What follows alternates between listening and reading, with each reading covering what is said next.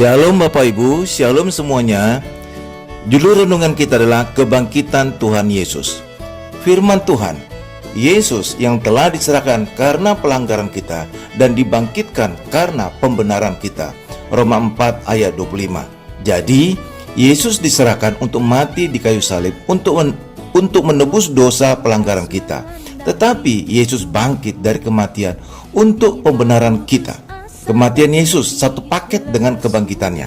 Tanpa kematian Yesus tidak ada kebangkitan. Sebaliknya, tanpa kebangkitan Yesus sia-sia kepercayaan kita dan kita masih hidup dalam dosa.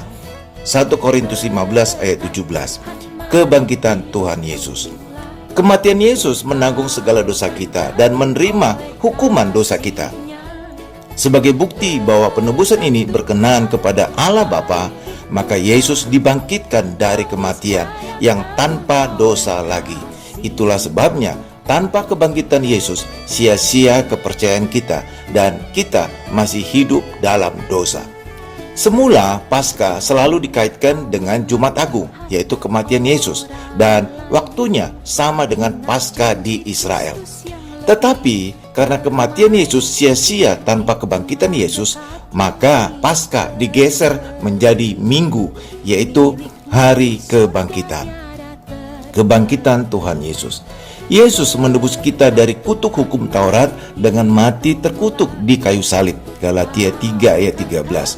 Salib adalah inti dari hukum Taurat, yaitu mengasihi Allah garis vertikal dan mengasihi sesama garis horizontal. Matius 22 ayat 37 dan 39.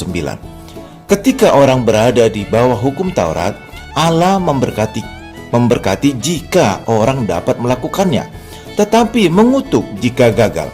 Masalahnya, tidak ada orang yang sanggup melakukan hukum Taurat. Bahkan Musa dan Daud gagal. Maka Allah terpaksa mengutuk orang yang hidup di bawah hukum Taurat. Galatia 3 ayat 10. Tetapi kematian Yesus menebus orang dari kutuk hukum Taurat, sehingga di dalam Yesus berkat Allah kepada Abraham sampai kepada kita. Galatia 3 ayat 14. Bahkan kita tidak perlu melakukan hukum Taurat untuk menjadi benar di hadapan Allah, karena Yesus telah menggenapi hukum Taurat. Cukup dengan percaya kepada Tuhan Yesus yang telah melakukan hukum Taurat. Kebangkitan Tuhan Yesus. Amin Bapak Ibu. Tuhan Yesus memberkati.